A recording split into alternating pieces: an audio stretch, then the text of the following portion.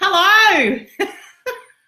This is now take 4 of my live video for today, and now we're a little bit late. It's taken 11 minutes and 11 seconds to get from the beach back up here because I thought, oh cool, we'll go down and I'm going to shoot the live down in front here in Moreton Bay. It's absolutely beautiful.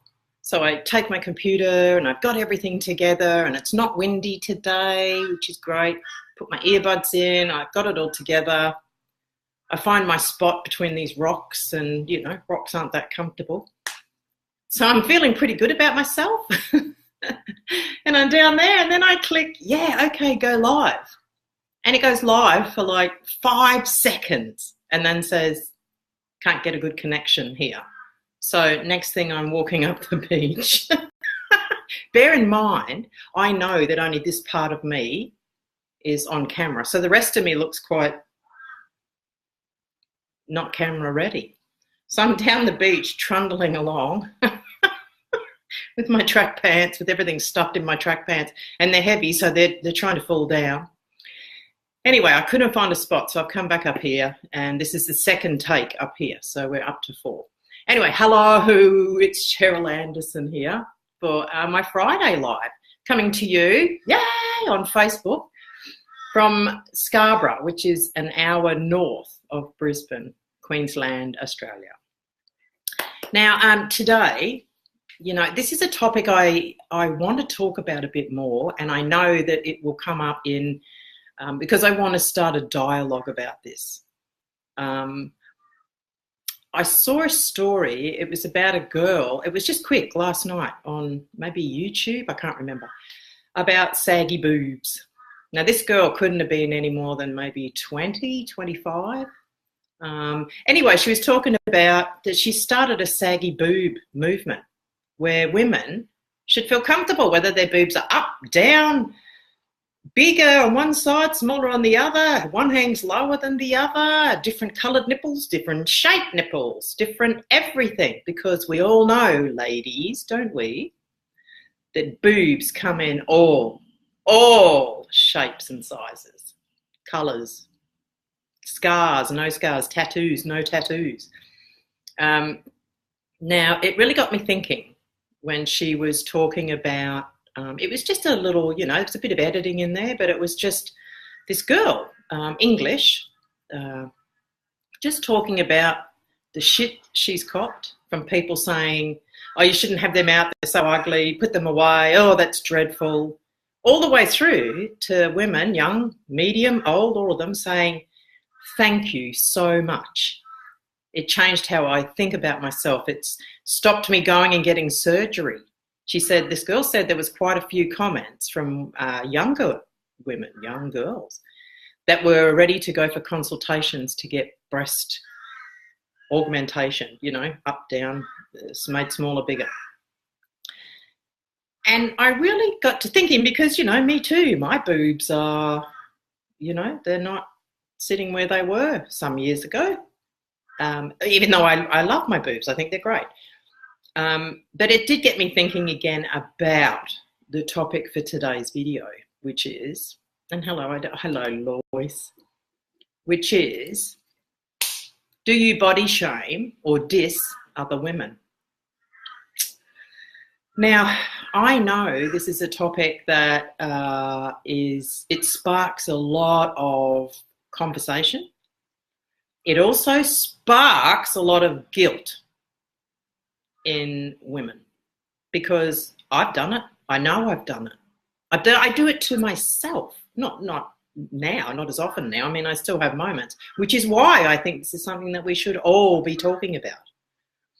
Because women dissing other women is so corruptive to women, and it's actually part of the patriarchal environment that we live in. Patriarchal meaning, if you're not sure what that word is male ruled, male dominant, male driven. And let's face it, like this girl said in her video, if you are shaming another woman, then you are part of the patriarchal system that you're trying to work against anyway. Do you see?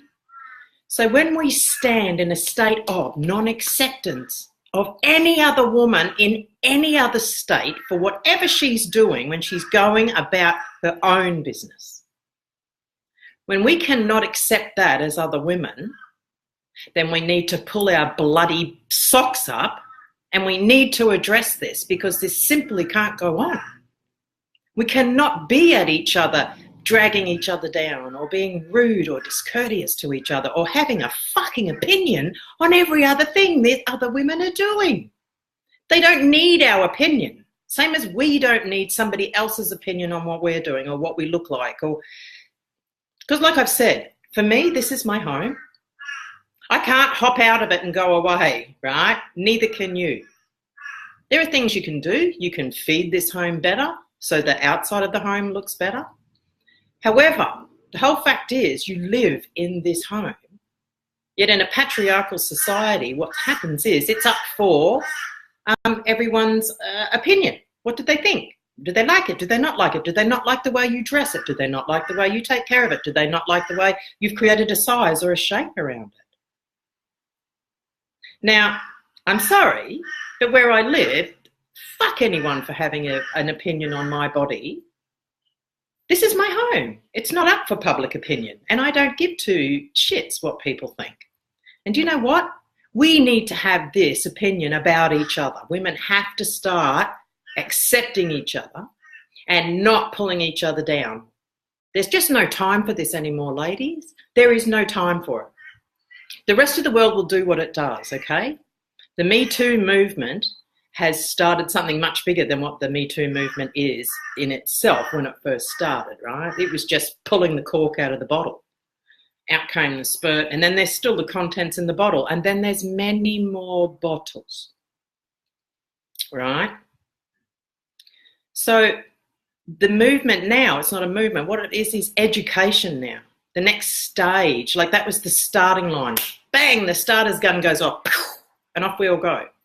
The next stage is we all have to pick up a baton and start running with this movement, which means women must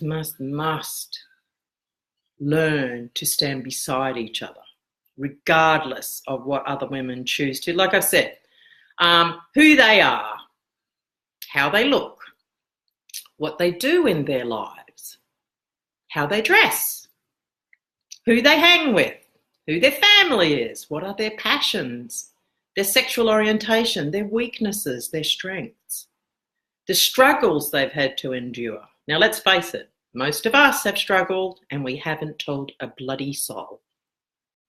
We just struggle and feeling very lonely when we do it because we feel we're struggling alone. You're not the only one.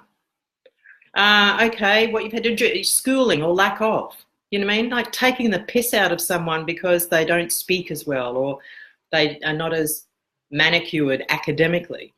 Because let's face it, academia is just not much, really. Life skill is everything. Empathy, intelligence, compassion, love, patience, kindness. These are the things that really matter. Because at the end of the day, I mean, you know, you come home, you're not at work all the time, you're not out trudging, trying to, you know, The real you comes home. The real you is a thinking, feeling woman. Or a man if you're watching too. It's not like these videos are just for women. So, you know, getting to, and you know, the natural physical appearance, which means if you got a big nose, big bum, short legs, long torso, short torso, missing an arm, missing a foot, who knows? I mean, man, I've seen so many variations of the human form that nothing's really that shocking or weird anymore. So in giving someone a hard time, another woman, for something that is simply her physical state, is just downright shitty and shitful. And it's time it stopped. Women who continue to drag other women down are part of the problem. And it's a problem.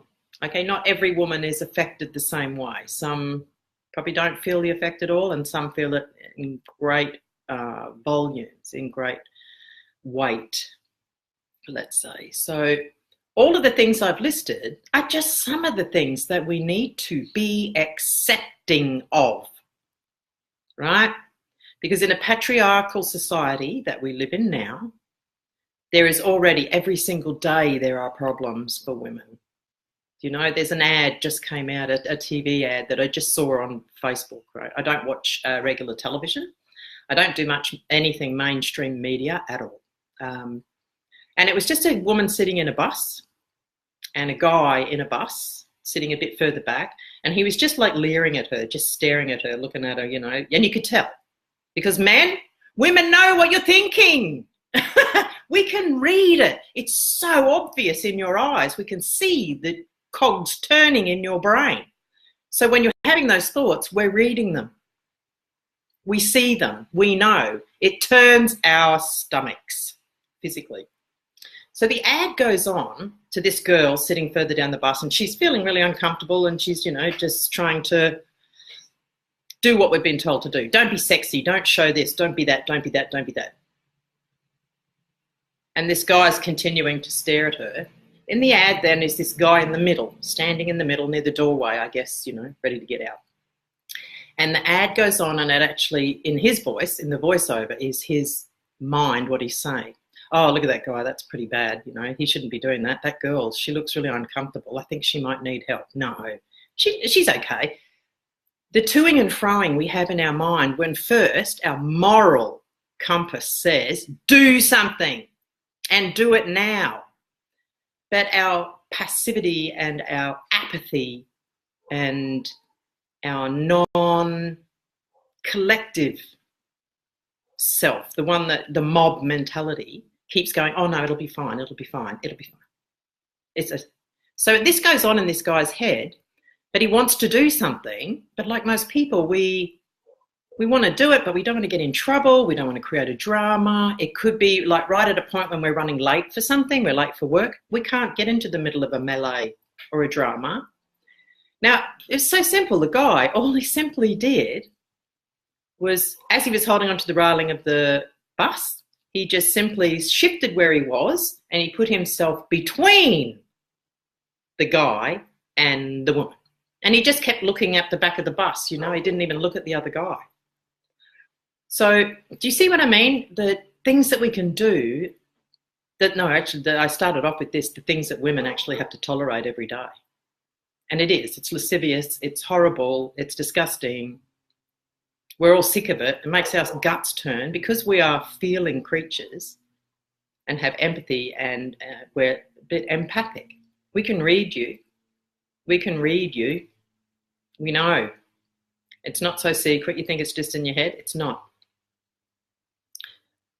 So if women have to tolerate all this crap anyway, wouldn't it be really nice if we all were there for each other? If we were part of the solution for each other? How would that be? Imagine that. Imagine thinking, it wouldn't matter where I am, another woman would have my back if something was going on. Because I know flat out that's exactly how I feel. I would have another woman's back. And I've done it many times in my life. And I have put myself in peril to do it. Do I regret it? Not for one bloody second do I regret it. Nope. I'll do it again, and I will continue to do it. Because this is something that, women, we need to learn to stop doing, even though it's pushed into us. Mainstream media is constantly wanting you to compare. Compare yourself to other women, compare yourself to movie stars, compare yourself to singers, to people in magazines, to people on television. Just compare yourself, right?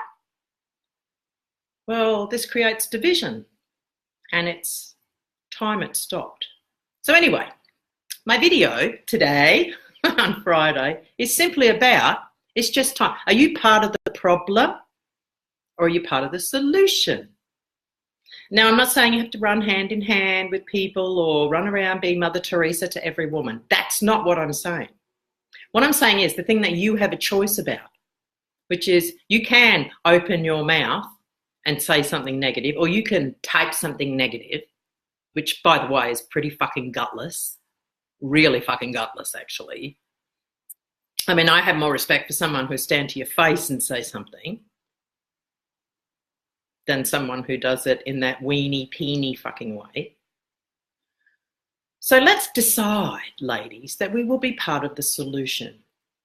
And simply, you'll know when it's time, which is one, don't say anything bloody rude. That's it. Don't say it. Don't type it. Don't discuss it. Don't repeat it. Just zip it. And realize that what you do for another woman, other women are doing for you. Because let's face it, I know if women could just get away from judging themselves, do you know, I've said this before, billion-dollar industries would just collapse overnight if women decided that they just liked who they were. And if we didn't need to defend ourselves 24/7 or whenever we're out in public or whenever, then this would be a whole different ball game, wouldn't it? So let's be a little bit more loving towards the sisterhood, because every woman struggles with something. Some, like I've said, a lot more than others. Some don't struggle much at all. Some have given in. Some have thrown in the towel and they self-deprecate. They make poor jokes about themselves. They objectify themselves, turning themselves into just objects and allowing themselves to be judged and treated as an object. These, I think, are the women that need our help as well, lots, because that's pretty tough crap. So if you see a chance where you can be kind to another woman, where you can be uplifting, where you might say something nice at the shop when someone's got a child that's acting up and you don't know because you don't know what she's been through today. That kid could be super hungry and just really need to get home, but she's had such a tough day. She could have been, who knows what she's been doing. But you know what she doesn't need at the checkout that day when her kid's having a tantrum or throwing himself on the floor or herself or squealing or whatever? If she doesn't need another woman to look at her and do or mutter something under her breath or turn away. Or do you know what she needs? She needs your bloody support. Just wink at her, smile. If you get a chance to say something and go, oh, I know, they're just crazy, aren't they? You know, anything nice. You don't even need to say anything. Like I said, just wink, smile. Show her she's not alone because she's obviously struggling. You know, you don't wake up one day and go, ooh, I can't wait to get to the supermarket. And I hope little Johnny just drops to the floor and has a spit tantrum. Oh, I can't wait for that. No, because we're all juggling. We're doing our very, very best. And even when you look at someone and you decide they're not doing their best, that's not your right to decide. They're doing whatever they're doing, same as you. So if we could just be a little bit kinder to each other, and then we'll learn to be kinder to ourselves. Now, wouldn't that be lovely? I think it would. So here we are on Friday after take 4 of the video. Now this is take 5, and we got out a bit late out of the gates. However, I got it done because I'm trying to spice it up and shake it up, and this is all very new still to me, lives. So bear with me, and I thank you for being patient. And I look forward to finding a really cool location. But until then, I hope you have a wonderful weekend, everybody. Here we stand, Friday 29th. My gosh, it's going to be, you know, new month in a few days. So take care. If you enjoy the video, please share. Also, all of the videos go across to my YouTube channel, which the link is down below. And feel free to subscribe, then you'll be alerted every time a new video is uploaded. So you can click the link and go straight there. There's no hunting or looking for. And also, please teach your children. Every little girl needs to know this, and every little boy needs to know this, because boys need allies as well amongst their own gender as well as women. So thank you very much for viewing today. I do hope you have a wonderful weekend. Take care, and I will see you on Monday. So until then, bye for now.